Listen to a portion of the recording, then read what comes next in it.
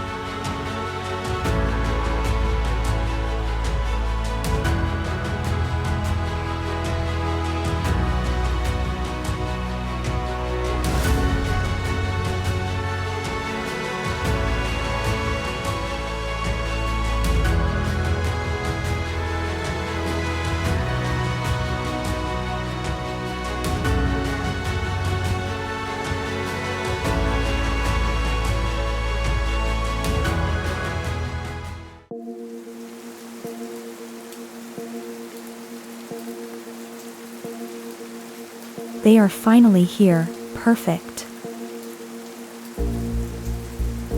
Is it them? You are wearing a lovely poppy. Can I examine it to make sure it's you? It really is them. Oh gods, act cool, Batsy, act cool. Here is what you were looking for. Now get out of here, this is a dangerous neighborhood. I have done such a terrible thing, but this is not the time to overthink it. Here they come.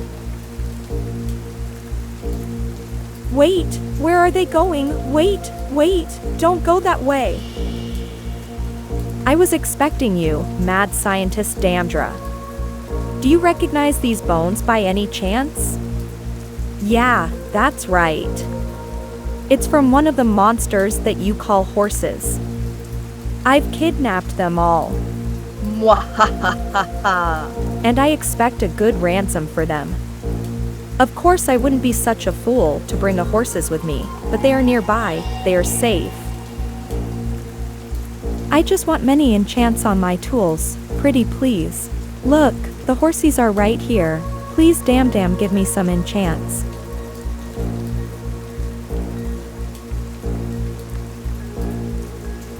Here comes the last visit of tonight. I heard a lot about you. They say you have the best potions from the black market. I brought the payment, now let me see the product. Good, this is what I was looking for. Yeah, you better be careful, this is a rough neighborhood. Here is your payment, now get out before I change my mind. Thank God it finally stopped raining. I'm going to bed and cuddle myself to sleep. What a night! Listen up everyone. Today, we're taking a little field trip. And our destination? The end. You know, the place with the big, floaty, 𝐋𝐢𝐬𝐬hogging ender dragon. Now, don't look so terrified. We've seen creepers creep, zombies, well, zombie about, and let's not forget that time 𝐋𝐢𝐬𝐬 tried to hug a cactus. Compared to that, the dragon's just a big lizard with bad breath. And I know it might sound intimidating, but remember, we've faced scarier things. Like 𝐷𝐴𝐻𝐷ra's attempt at redstone engineering. We're more than a bunch of pixelated adventurers. We're a team. A dysfunctional one, maybe, with our penchant for falling into lava pits or getting lost in our own mine shafts. But hey, that's what makes us, us. So, let's gear up, keep those pinkies ready on the spacebar, and show that dragon that while its fireballs may be mighty, our ability to walk straight off cliffs is mightier. Let's go make that ender dragon wish it never left its egg. To the end, and beyond. Before getting into the meat and potatoes of the episode, I need to make a lava pit for the few of us who are living by the volcano. I have a pipeline already prepared for when the pit is done. It uses a whole lot of lava to fill up those blaze cakes, so this is what's going to fuel the 𝐋𝐢𝐬𝐬 superheated engine. And because there are a few of us living by the volcano, I thought it would be a really cool idea to make a pit for everyone, and make it look like we using the volcano itself to power up our bases.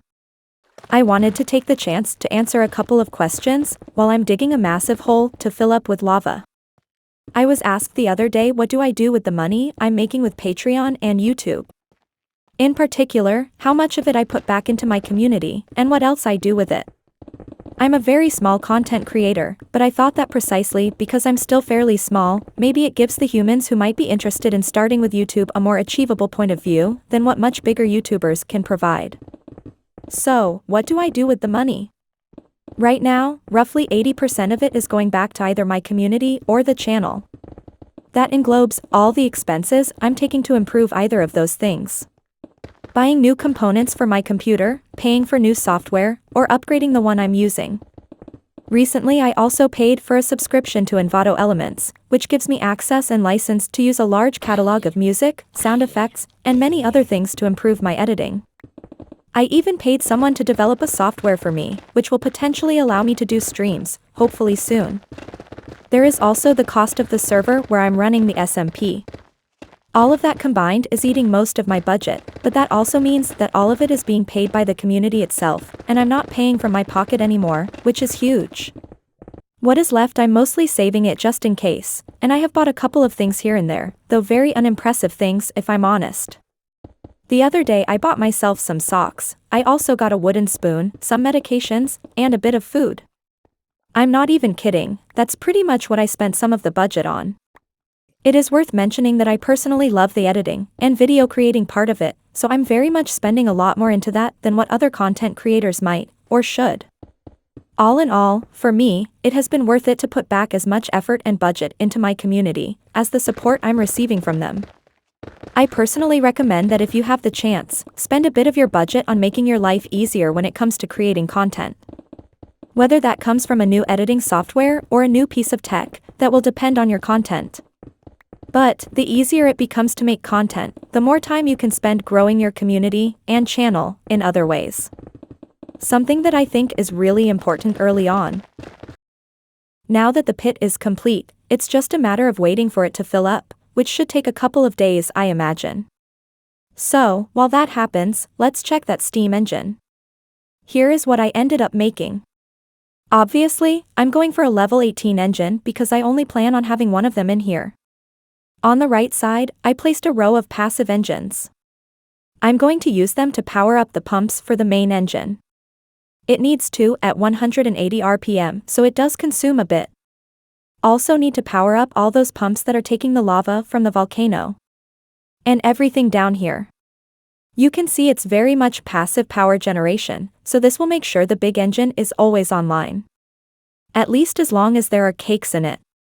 There are ways to make it power itself, but that always requires to jumpstart the engine, and I want this to be as stable as possible.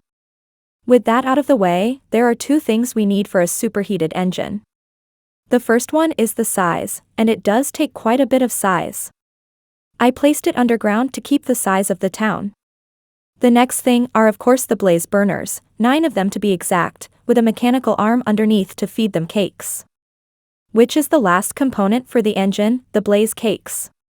We need those to superheat the blaze burners, which are made of some lava that I'm taking from the volcano, and the cake bases. Those are made from eggs, sugar, and cinder flour, which are basic materials to farm. Then we combine those with a press and a basin to make the bases and to later on fill up with lava. It's surprisingly simple, the only problem is that it requires an unreasonable amount of lava unless you have a lava pit. I personally don't recommend using dozens of cauldrons to power this up, it's better to use more T9 engines instead.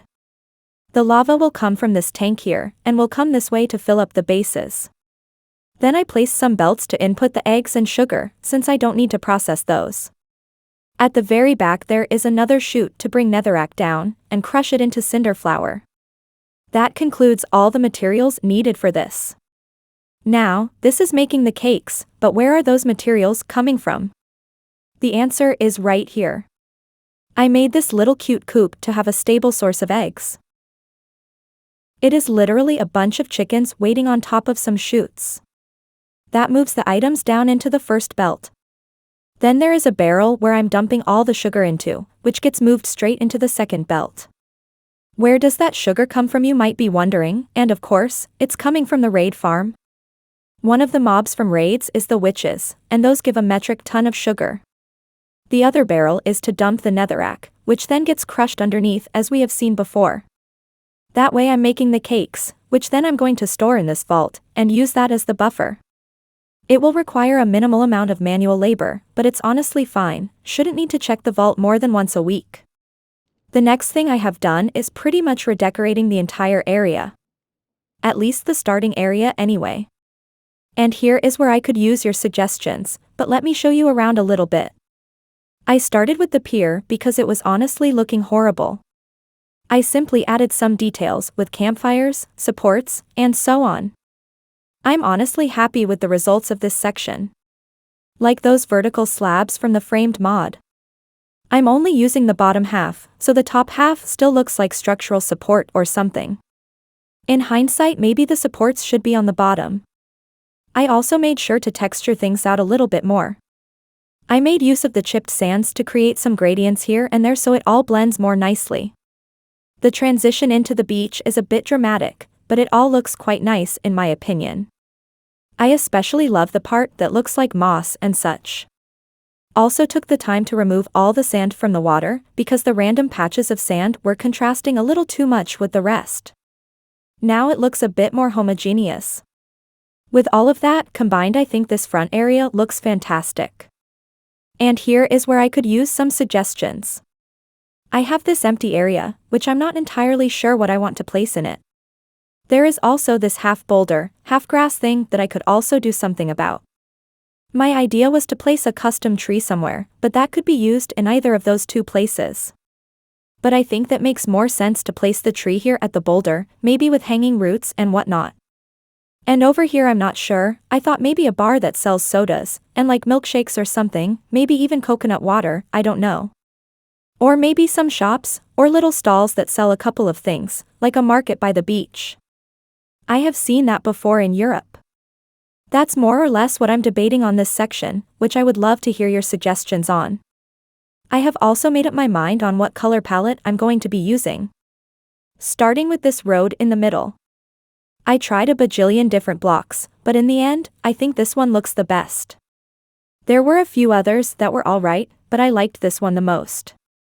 I also love the big stones for the sidewalks, I just think they look fantastic, and it kind of fits with the theme I'm going for. All in all, the combination makes a lot of sense. I'm using big stones, weathered stones, and some of those normal stone bricks wherever I think they fit best. I'm very happy with this color palette, and the theme I'm achieving so far. Some more stuff I thought about was extending a dirt path along this way, and maybe build some sort of lighthouse or something over here. I'm not sure, I think it makes sense. Like, I could cover this corner with diorite and such, then simply place the lighthouse on top. I think that could look great. Over to this side is something that I might do next week. I thought on extending another dirt path along this way and building a tiny brick factory here. Maybe making it go into the hill or something like that. Producing bricks requires little effort, so I'm probably going to set up something small underneath, and just build a tiny factory at the top. I think that could look cool. Going back to the main street, there are a couple of things I thought about too. My initial idea was to curve the road along this way, and simply figure out from there what I want to do. But looking back at it, I thought that this first corner I made, I kinda like how it turned out, so maybe instead of such a wide curve, I could just make a 90-degree turn here, and continue the street along this way. Then underneath I could build a wall just like what I started with the ramp. And maybe over to this side, I could simply place a dirt path into another building up the hill. What the hell are you doing up here, my dude? That is actually amazing. Anyway. So, a building up the hill.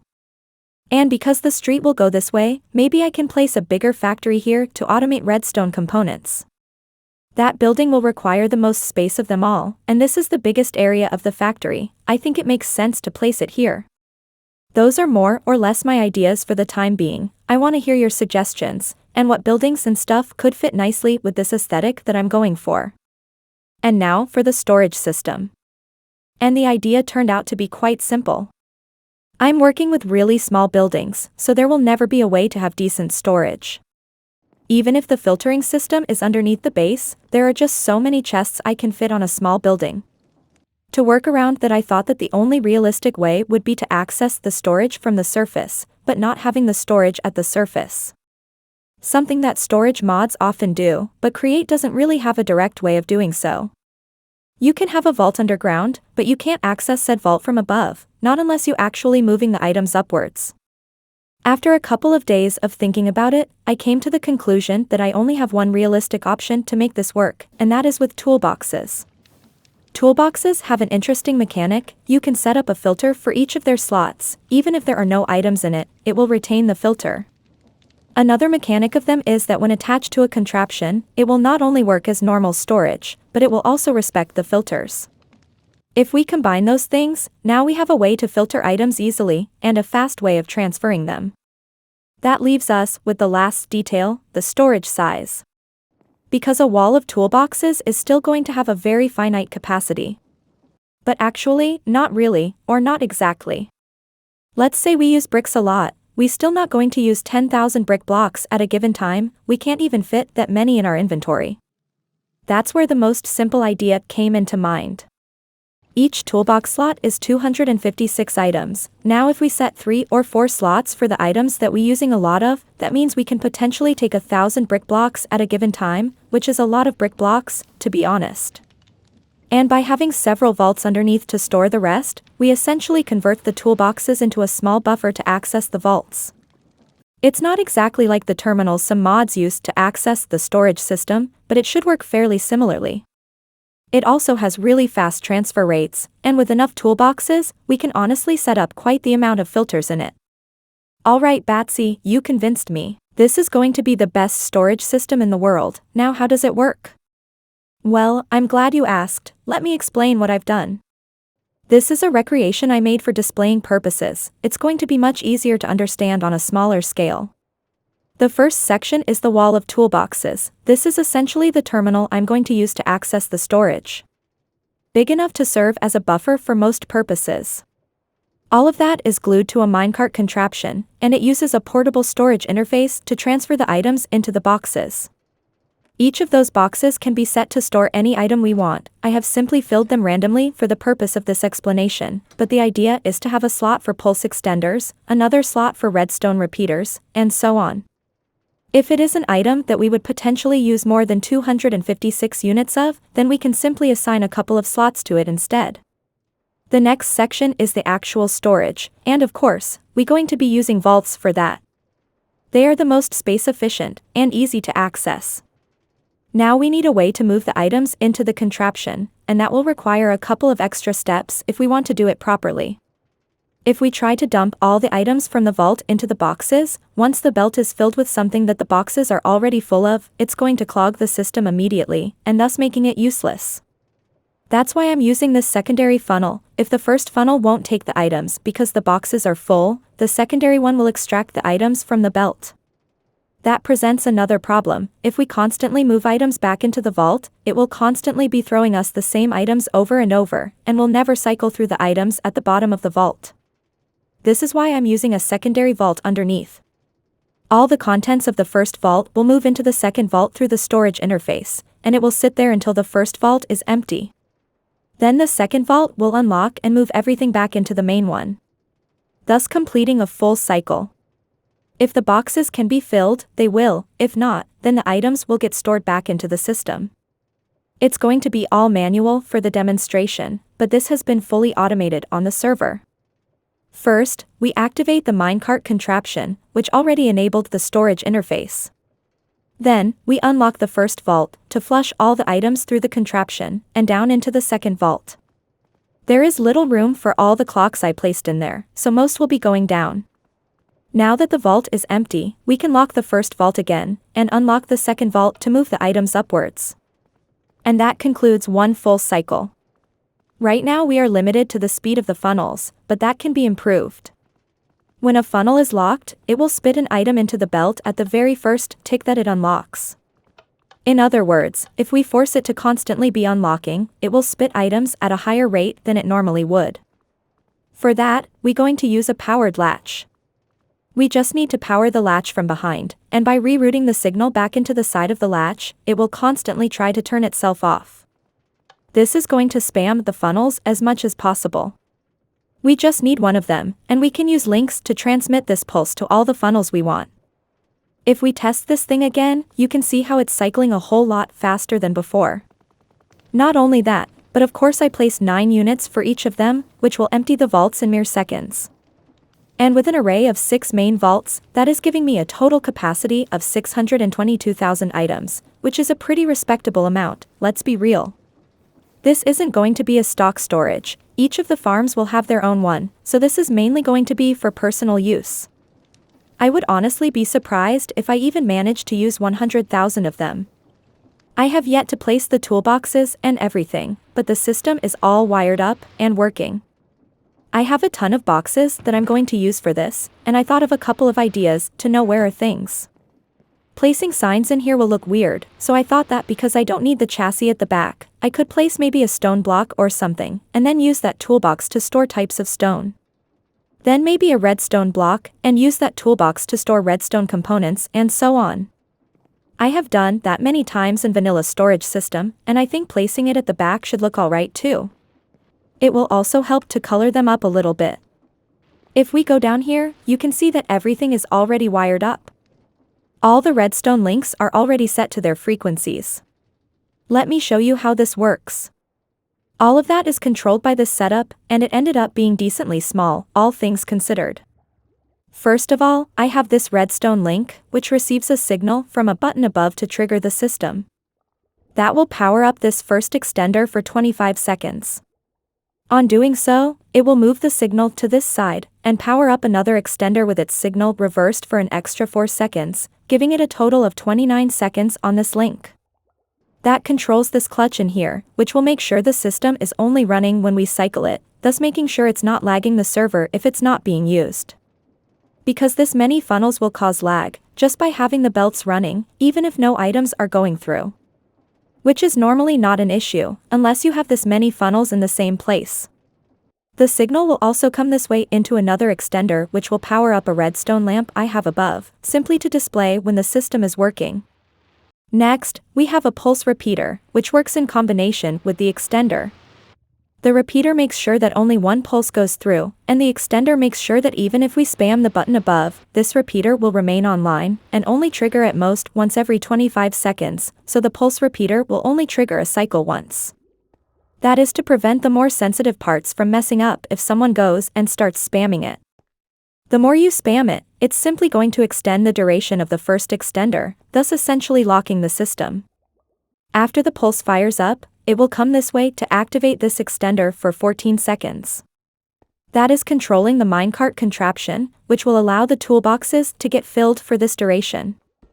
At the same time, another pulse will come this way to fire up this reversed extender, with a delay of 2 ticks just in case, and extending it for another 12 seconds. That unlocks the funnels for that duration, and forces all items to move downwards. When that locks back up, it will trigger the next pulse repeater, which will activate the next reversed extender for another 12 seconds, moving all the items back into the first vault.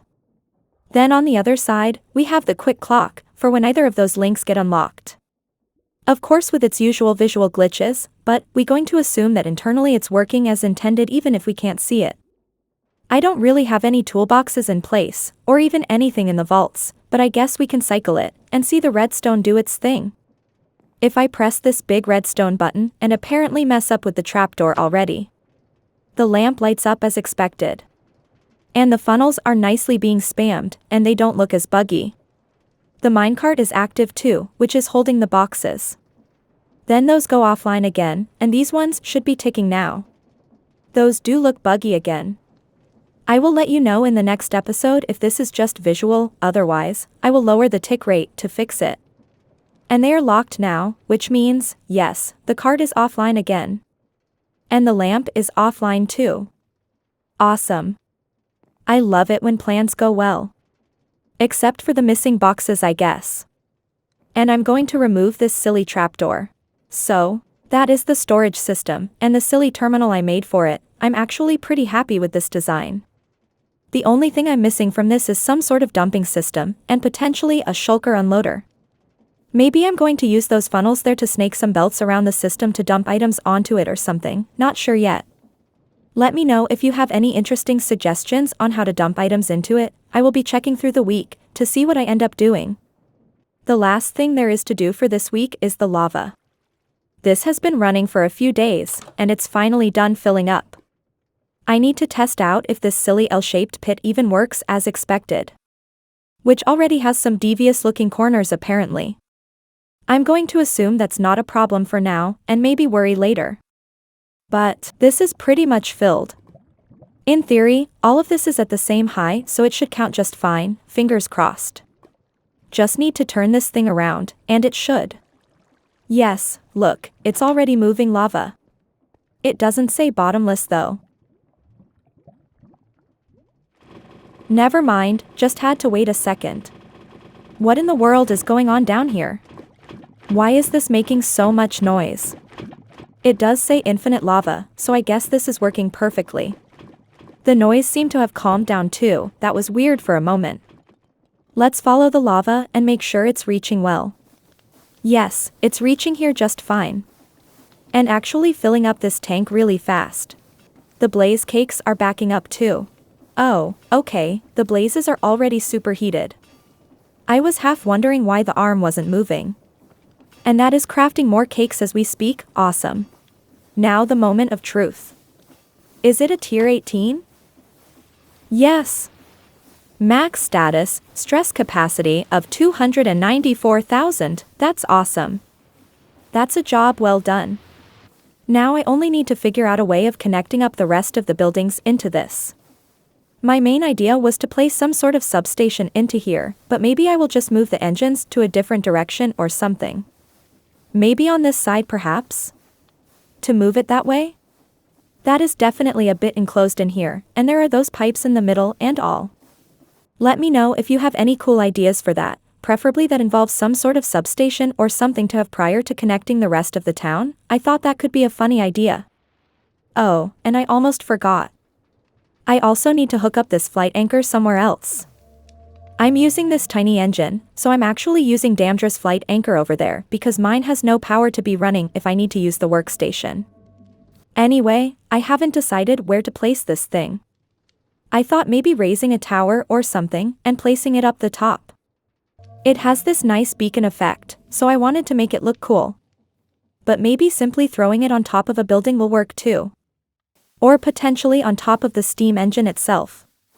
Let me know what you think about that. What cool idea do you have to place this flight anchor? And what other cool ideas do you have for the rest of the town? So far I think doing that 90-degree turn and placing the automation factory in the middle sounds like a good plan, but what do you think? Let me know in the comments below.